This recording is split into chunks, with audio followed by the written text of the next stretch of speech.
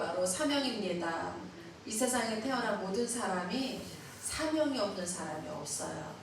살다 보면 내 사명이 뭐지? 라고 생각하면서 사단은 끊임없이 우리에게 다가와서 야, 네가 뭐 할 수 있냐? 네가 뭐 잘할 수 있는 게 뭐 있냐? 라고 하면서 미혹하고 유혹하지만 우리 주님 우리를 기다려주시고 우리가 그 사명을 발견하기까지 말할 수 없는 탄식으로 우리를 위해서 기도해 주시는 좋으신 성령님이 바로 오늘 우리 안에 계시고 이 시간 예배 가운데 함께 하여 주고 계십니다. 오늘 저희가 읽었던 성경 사도행전 20장을 보시면요, 바울이 3차까지 전도여행을 다 마쳤어요. 그 당시 사실 바울의 전도여행은 지금 우리가 감히 상상도 할 수 없는 전도여행이죠. 우리 권사님 계속 웃어가지고 저 한 번 웃으면 웃음만 터져가지고 설교 잘 못해요. 마스크 써주세요. 예, 그런데 이 바울이 전도여행을 그렇게 마치고 사실 3차까지 마치고 목숨이 안전하게 이렇게 돌아올 수 있었던 게 너무 감사하죠. 그래서 이제 밀레도라는 곳에서 에베소로 장로님들을 청하고 바울이 3차까지 여행하면서 힘들었던 또 은혜로웠던 시간들을 그들 앞에 보고를 하는 시간인 것 같습니다. 그래서 18절을 보면 바울이 이렇게 고백하죠. 아시아에 들어온 첫 날부터 지금까지 내가 항상 여러분 가운데서 어떻게 행하였는지를 여러분도 아는 바니. 간간히 바울이 어떻게 사역했는지를 들었죠, 교회들이. 그런데 19절을 보시면요, 우리 한번 같이 읽어볼까요? 시작. 곧 모든 겸손과 눈물이며 유대인의 관계로 말미암아 당한 시험을 참고 주를 섬긴 것과. 예, 바울의 사역은 한마디로 겸손과 눈물의 사역이었습니다. 바울이 원래 이런 사람은 아니었었죠. 예수님이 오히려 그에게는 십자가와 예수님이 처단해야 될 그런 방해의 정말 존재라고 생각했던 사람이죠. 이 바울은 구약에 나오는 하나님의 말씀, 율법을 지켜서 구원을 얻는다라고 생각한 유대인의 아주 앞잡이의 그런 사람이었었죠. 유대 종교의 앞잡이였었죠. 그런데 그가 예수 그리스도를 다메섹 도상에서 만나고 그리고 그의 사명이 발견되어진 사람이죠. 그래서 그가 겸손과 눈물로 사역했고 또 그를 끊임없이 죽이려 했던 유대인들의 관계로 말미암아 당한 시험을 참고 주를 섬겼다라고 고백하고 있습니다. 더 나아가서 그가 복음을 공중 앞에서 또 각 집에서나 거리낌이 없이 여러분에게 전하고 가르치고 그리고 유대인, 헬라인, 더 나아가서 모든 이방인들에게 하나님께 대한 회개 그리고 우리 주 예수 그리스도께 대한 믿음을 증언했다라고 자신의 삶을 이렇게 고백하고 있습니다. 이제 장로님들에게 그 고백을 다 마치고 전도사역 한 것에 대한 또 증언들을 그들 앞에 하고 22절에 보면 그가 예루살렘으로 갈 것에 대하여 말씀을 하는데요. 성령에 매여 예루살렘으로 간다 이렇게 이야기를 하고 있습니다. 바울의 사역은 한마디로 성령님과 동행한 사역이었었죠. 그런데 안타깝게 22절 후반절을 보면 거기서 무슨 일을 당하는지 알지 못하노라 이렇게 고백을 하고 있습니다. 그 바울이 사역을 하면서 예루살렘을 가길 원했는데 사실 사도행전에 보면 그가 예루살렘에 갈 때 그 결박과 환란이 기다린다라고 말렸던 예언자가 있었죠. 근데 23절 보면 그는 그에게 결박과 환란이 나를 기다린다 하시지만 나는 그 길을 갈 것이다 라고 에베소 장로들 앞에 결의를 나타내고 있죠. 그리고 24절에 이런 고백을 합니다. 같이 한번 읽어보겠습니다. 시작. 내가 달려갈 길과 주 예수께 받은 사명 곧 하나님의 은혜의 복음을 증언하는 일을 마치려 하면은 나의 생명조차 조금도 귀한 것으로 여기지 아니하노라. 예. 바울이 얼마나 행복한 사람인지 우리가 이 24절만 통해서도 알 수가 있는 구절인 것 같아요. 나의 생명을 조금도 귀한 것으로 여기지 않고 달려갈 수 있는 사역이 있다라면 우리는 그 사람을 바로 행복한 사람이다라고 말할 수 있겠죠. 혹시 오늘 예배하신 우리 성도님들은 나의 생명보다 더 귀한 사역이 무엇인지 아시고 그 길로 달려가고 계시는지요? 아직까지도 그 마음이 하나님 나에게 주신 뜻과 비전이 무엇인지 아직까지도 분명하지 않다라면 오늘 말씀을 통해서 그리고 또 기도 시간을 통해서 하나님이 주신 나의 삶의 여정을 미리 하나님께 묻고 그리고 그 길을 갈 수 있는 은혜가 있었으면 좋겠습니다. 우리 대한민국도 사실 예수 그리스도를 알지 못했던 나라이죠. 예수님이 이 땅에 사명의 길을 가시고 또 다시 사명의 길을 우리가 가도록 성령님을 보내주셨는데요. 이 세상은 하나님의 나라를 몰랐었죠. 아담과 하와가 범죄한 후에 우리는 이 세상이 다인 줄 알고 살았습니다. 이 세상은 하나님과 적대관계를 가지고 있었고 그리고 하나님의 아들 예수 그리스도가 하나님의 나라를 이 땅에 가지고 오셨습니다. 그런데 하나님의 나라를 가져오셨지만 본 자손들, 이스라엘 자손들은 예수 그리스도를 십자가에 처참하게 못 박아 죽였죠. 그러나 예수님은 사흘 만에 죽음에서 부활하셨고 또 승천하셨고 이 세상에 하나님의 나라를 최초로 가져오신 참으로 우리에게 구원의 길을 열어주신 예수님이신 것입니다. 하나님의 나라는 눈에 보이는 나라가 아니죠. 이 악한 세대 속에 하나님의 나라가 이미 침투돼서 들어왔는데 보이는 나라가 아니라는 것입니다. 그러나 하나님의 나라는 분명히 예수 그리스도 보혈을 통해서 각 사람에게 임하여졌고 그리고 하나님의 은혜와 축복이 지금도 하나님의 축복의 물줄기가 흐르고 있음을 우리는 알고 있습니다. 그리고 그 삶을 우리는 이미 초대받아서 누리는 줄 믿습니다. 우리 대한민국도 130년 전에는 하나님을 몰랐던 나라죠. 우상 숭배하는 것이 다인 줄 알았죠. 그리고 하나님에 대해서 전혀 들어본 적이 없었던 나라죠.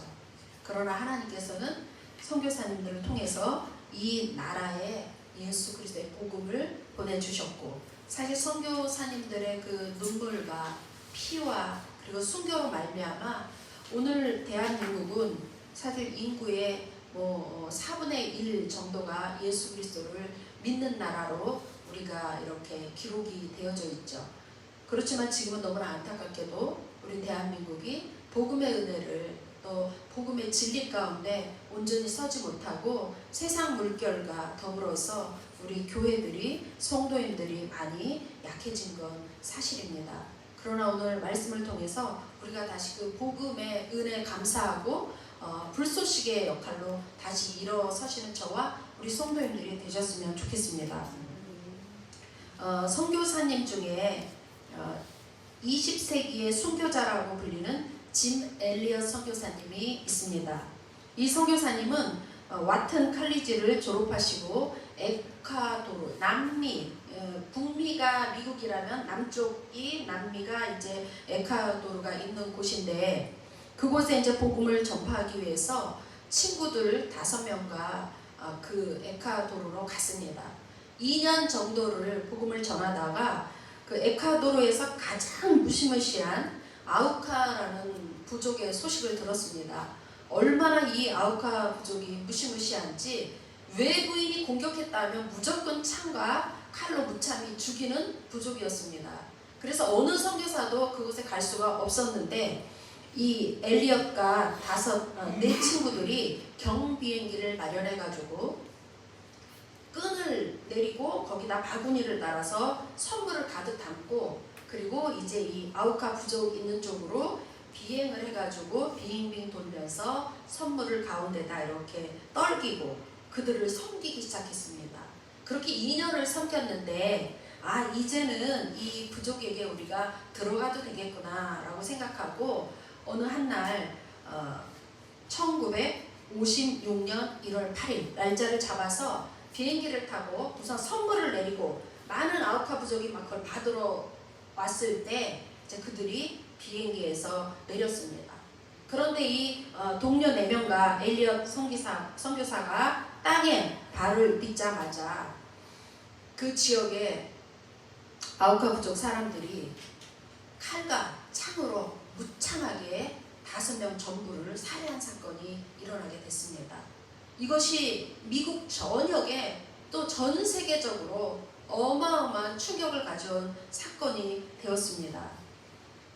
근데 놀랍게도 그 사람들은 이 5명의 청년, 또 결혼한 분도 계셨고 허리에 그 권총이 있었다라는 것이에요. 물론 이 아우카 부족이 창으로 다가올 때 권총을 사용할 수도 있었지만 그렇게 하면 복음 전파에 방해가 될 것을 염려해서 그들은 마치 예수님이 십자가에서 돌아가신 것처럼 그렇게 순교의 길을 택하게 되었던 것입니다.